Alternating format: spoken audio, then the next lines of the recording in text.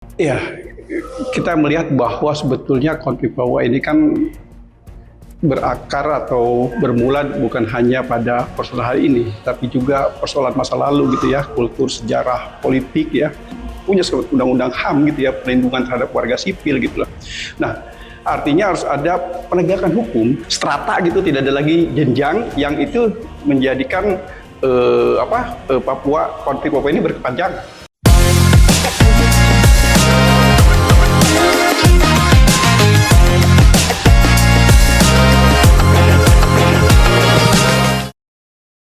Baik, selamat siang seluruh warga Indonesia. Hari ini bersama kita ada pakar hukum tata negara. Kita akan bicara banyak tentang Papua dengan Pak Erik. Selamat siang, Pak Erik. Selamat siang, Alhamdulillah.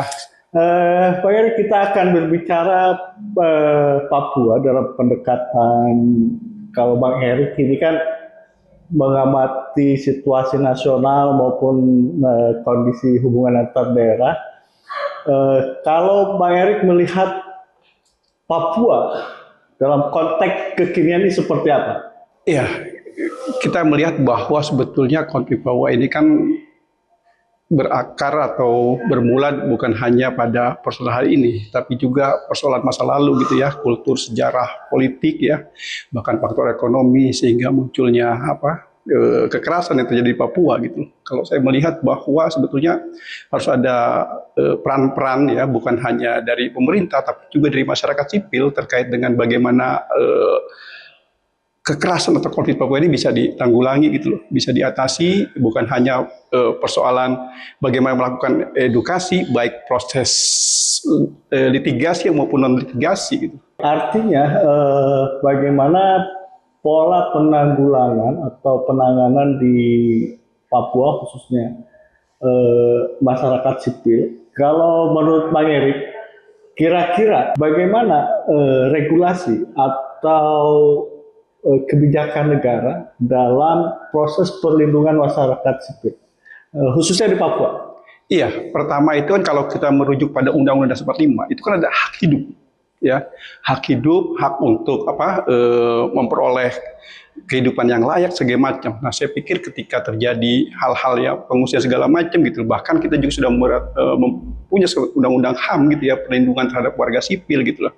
Nah, artinya harus ada penegakan hukum yang dilakukan. Selama ini kita melihat ada semacam impunitas ya yang berulang gitu ya, ketika misalnya kekerasan dilakukan oleh aparat misalnya tidak diproses secara hukum gitu loh, apalagi misalnya dilakukan oleh sesama warga sipil yang dilakukan oleh kekerasan KKB contohnya gitu ya. Seharusnya ada peran negara bagaimana melakukan proses litigasi gitu ya, melakukan proses penegakan hukum gitu ya, mengadili tersangka gitu ya dalam proses peradilan pidana. Tapi kalau untuk aparatur sipil ya berarti kan aparatur negara itu kan proses peradilan militer, peradilan hukum ya, bukan hanya pada persoalan misalnya impunitas tadi gitu loh. Akhirnya ada pengabaian gitu dari negara terhadap pelaku-pelaku tindakan ini gitu.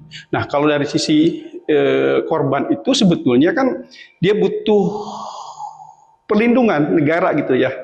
Perlindungan negara, butuh hak hidup ya, termasuk dia juga harus memperoleh hak retribusi gitu loh, hak penggantian gitu ya, ketika misalnya dia terusir dari daerahnya lalu dia mengungsi gitu loh.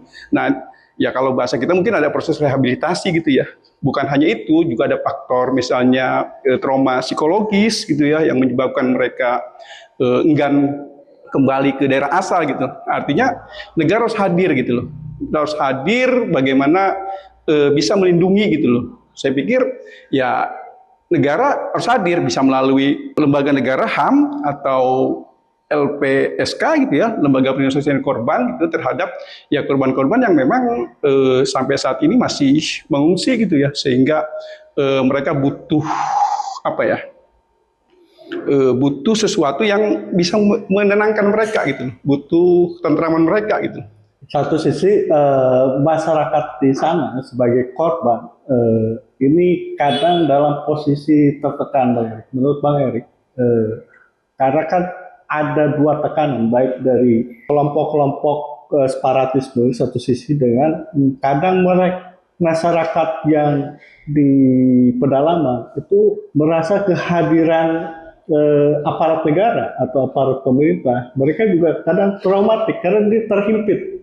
Ada problem psikologi di masyarakat ketika tadi proses yang sifatnya perlindungan hukum, bagaimana melaporkan ini masih perlu edukasi atau seperti apa nih menghadapi posisi masyarakat sipil yang selalu jadi korban di antara pihak-pihak yang memakai pendekatan represif. Iya, minimal harus hadir ya lembaga kemasyarakatan itu yang bisa menjadi penyambung gitu ya, penyambung suara korban gitu lah ya. Bagaimana dia bisa memfasilitasi korban melakukan proses non litigasi artinya ya, melakukan mediasi gitu loh, mediasi antara korban dengan pemerintah, korban dengan pihak separatis gitu ya. Nah, di sini kita melihat bahwa peran organisasi kemasyarakatan ini sangat penting gitu loh. Bagaimana dia bisa melakukan reformasi terhadap kebijakan gitu ya, usul-usulan gitu ya, termasuk misalnya ya tetap harus berbasiskan data dong gitu loh. Ada berapa jumlah korban gitu loh ya, ada berapa pengungsian segala macam, baik itu meninggal, luka berat dan lain sebagainya gitu loh. Nah, peran-peran saya pikir ya kalau memang pemerintah dalam hal ini tidak melakukan upaya preventif gitu ya dan melakukan upaya proteksi terhadap tindakan kekerasan yang berulang, ya akhirnya harus melibatkan peran masyarakat, peran akademisi dan peran media. Saya pikir bagaimana melakukan advokasi. Advokasi ini kan pendampingan lah ya, pendampingan bagaimana dia menjadi penyambung suara korban tadi gitu ya, ketika mereka merasa tertekan secara psikologis, tertekan secara psikis maupun tertekan secara ekonomi gitu, sehingga ruang-ruang mereka untuk menyampaikan kebenaran ini kan terhambat gitu loh ya. Nah, artinya saya melihat bahwa peran organisasi masyarakat yang peduli terhadap kekerasan di Papua ini ya harus punya peran dalam arti tadi dia melakukan pendampingan, melakukan advokasi, baik itu proses litigasi maupun proses non litigasi, terutama bagaimana menyampaikan ini loh yang harus pemerintah lakukan, hal seperti apa gitu loh.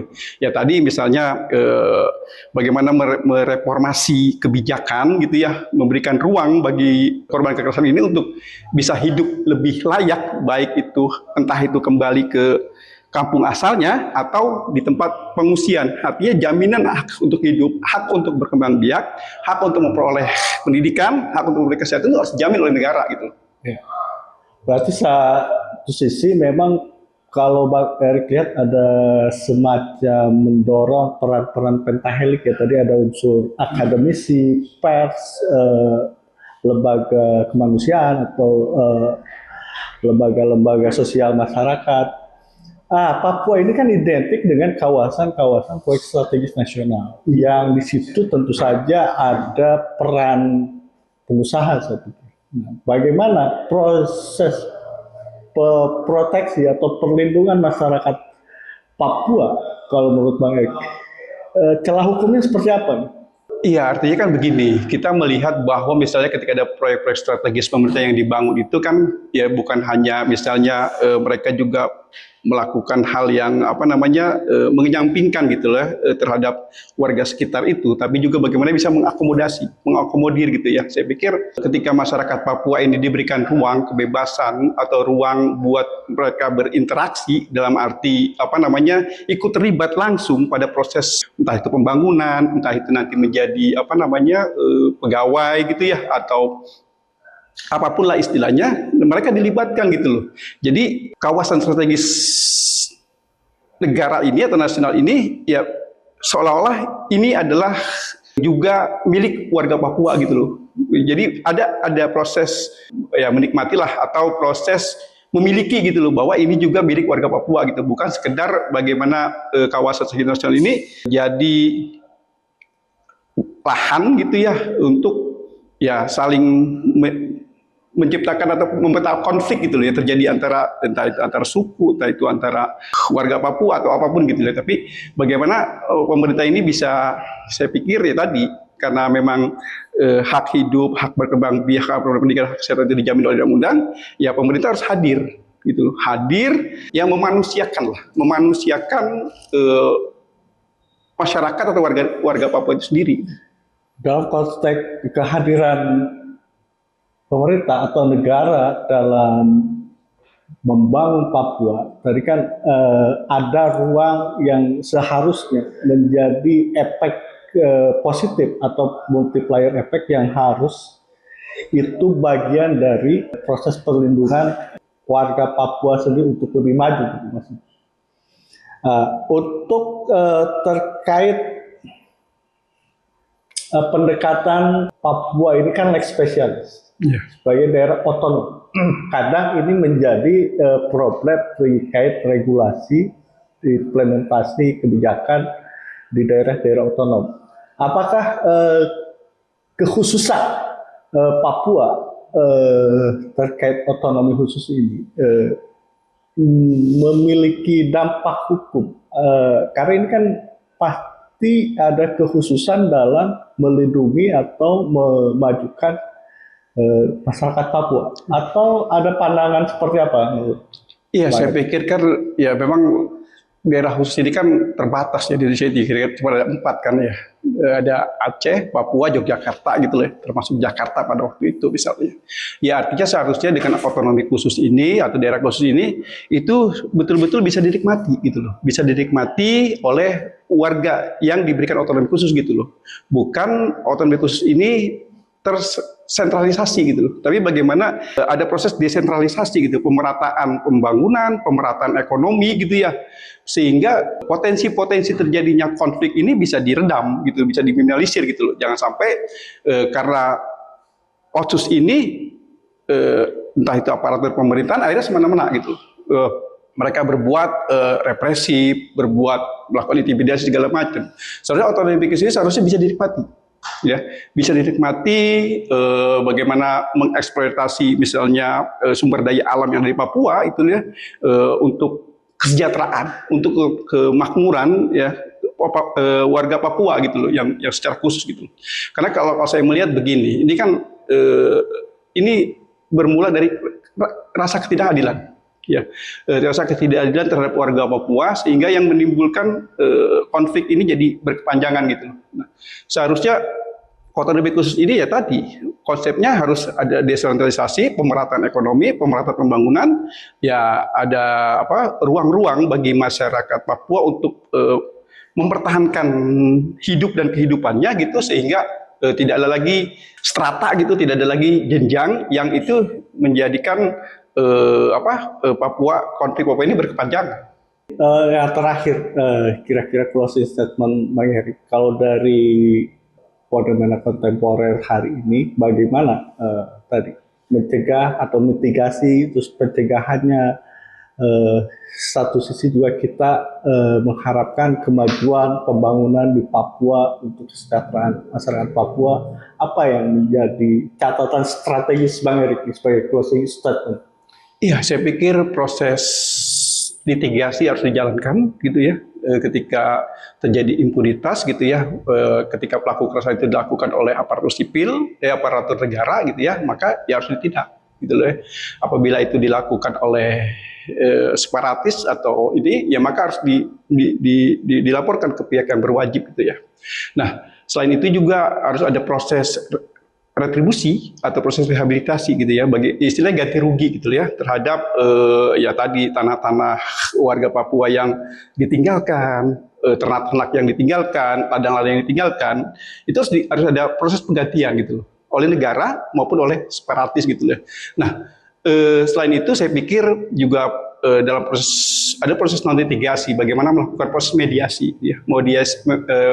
Nah, ini saya pikir perlu melakukan reformasi kebijakan. Ya, apakah otonomi khusus Papua ini betul-betul sudah melindungi harkat martabat gitu ya, hajat hidup warga Papua gitu loh.